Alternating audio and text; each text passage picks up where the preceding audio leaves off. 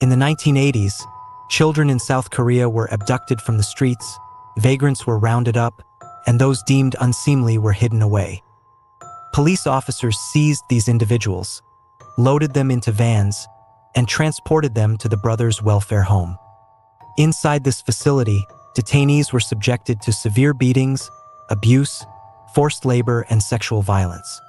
Hundreds were murdered. The brothers' home was often described as a concentration camp, drawing comparisons to Squid Game. It is regarded as one of the worst cases of human rights violations in recent history. Following the devastating Korean Civil War, South Korea's military junta sought to clean up the country. Various facilities for vagrants were established, including the brothers' home in Busan. Originally an orphanage, it began housing adults in the early 1970s. By 1975, it had entered an agreement with the government to operate as an official detention center for vagrants in the region. As South Korea prepared to host the 1988 Olympic Games, the government became increasingly eager to remove homeless people from the streets to present a polished image to the world. Police officers were incentivized to detain vagrants, receiving commendations and promotion opportunities based on the number of individuals they removed.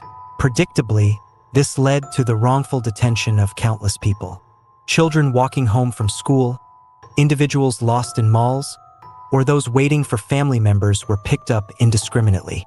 Even visitors to Busan were viewed with suspicion. One 15-year-old boy was arrested as soon as he stepped off the train. Some were accused of petty crimes, such as a 14-year-old boy who was detained on suspicion of stealing a loaf of bread. Under duress, he was forced to confess, with a lit cigarette lighter held against his testicles. Shockingly, only 30% of those detained at the brothers' home could be classified as vagrants. The vast majority were held without just cause. Life inside the brothers' home. Upon arrival, detainees were stripped of their identities. Their heads were shaved, their clothing was confiscated, and they were forced to wear blue tracksuits with stripes in eerie resemblance to the costumes in Squid Game. Inmates were housed in overcrowded barracks, with 100 people crammed into bunk beds. Instead of using names, they were assigned numbers. Those who protested or cried regardless of their age were subjected to severe beatings by the guards. Witnesses described seeing fellow inmates beaten to death, experiencing seizures, and being dragged away, never to be seen again. Many victims were buried beneath the foundations of buildings, in unmarked graves, or sold as cadavers to medical researchers. Each day at the brothers' home began at 5 a.m. with a loud alarm, followed by grueling military-style drills. Inmates were forced to run dozens of laps and endure harsh physical exercise before being allowed to eat. Meals were scarce, of poor quality, and sometimes rotten. To survive, inmates resorted to eating rats that infested the facility.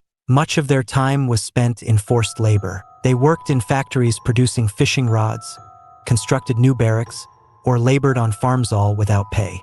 The profits from their labor lined the pockets of those running the camp. Inmates who failed to meet quotas faced brutal punishments, often beaten with baseball bats. Sometimes, entire barracks were subjected to collective punishment for an individual's failure. The guards devised cruel games as forms of torture. Inmates were forced into stress positions, such as hanging upside down from bunk beds until they collapsed. For many, the worst form of abuse was sexual violence. Survivors recalled being assaulted nightly, sometimes in front of other inmates. Younger victims were tied to beds, unaware of what was happening, only that it was painful. Women who became pregnant as a result of these assaults were forced to undergo abortions, often using experimental drugs. Disabled and mentally ill inmates were subjected to additional cruelty. Many were heavily sedated and confined to a room called the zombie room, where they remained bedridden for most of the day. Those who resisted or tried to explain that they were not homeless were labeled as mentally ill and drugged into submission. The brothers' home was overseen by Park In-kun, who ran the facility with the help of his family. Despite being convicted of embezzlement and fraudulent charity work in the 1970s, Park was allowed to establish and operate the home. He ruled with an iron fist, using religion as a tool for control. One of the largest buildings in the facility was a church, constructed by forced labor. Park, alongside his brother-in-law, Pastor Lim Yong-sun, used religious sermons to manipulate inmates.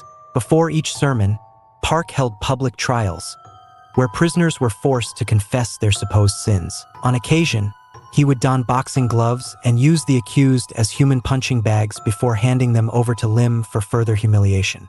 Park and his family lived comfortably in a private compound within the facility. Young girls were forced to serve as maids for his family. Meanwhile, propaganda films depicted him living, eating, and working alongside inmates, creating the illusion of a benevolent leader. In reality, he lived lavishly on government subsidies and fraudulent donations. The home also generated revenue by coercing children into writing letters soliciting donations under false pretenses. These funds, along with government payments, were embezzled by Park and his associates. In 1986, prosecutors uncovered evidence of forced labor, severe beatings, and detainees being locked in barns. A criminal case was launched, and Park was charged with illegal confinement and embezzlement. However, his close ties to government officials ensured that the most serious charges were dropped. He was sentenced to a mere 2.5 years in prison for financial crimes.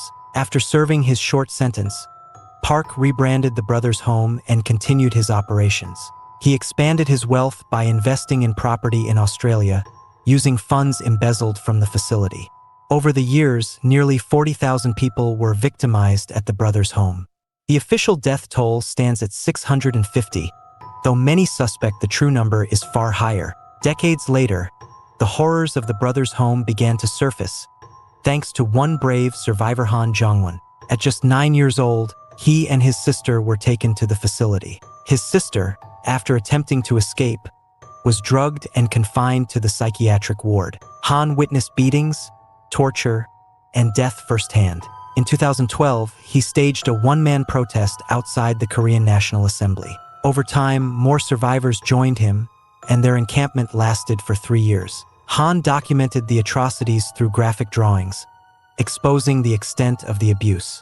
In 2014, Park was once again charged for his crimes, but the case was suspended due to his diagnosis of dementia. He died a free man in 2016, leaving behind a family enriched by the suffering of thousands. In 2020, a Truth and Reconciliation investigation was launched, finally acknowledging the government's role in the illegal arrests and kidnappings. Despite this recognition, many survivors continue to suffer from PTSD, lifelong trauma, and psychiatric disorders. Justice remains elusive, and the scars of the brothers' home persist to this day. The pursuit of a cleaner image for South Korea led to one of the most disturbing chapters in the country's history, an era of inhumane cruelty that still awaits true accountability.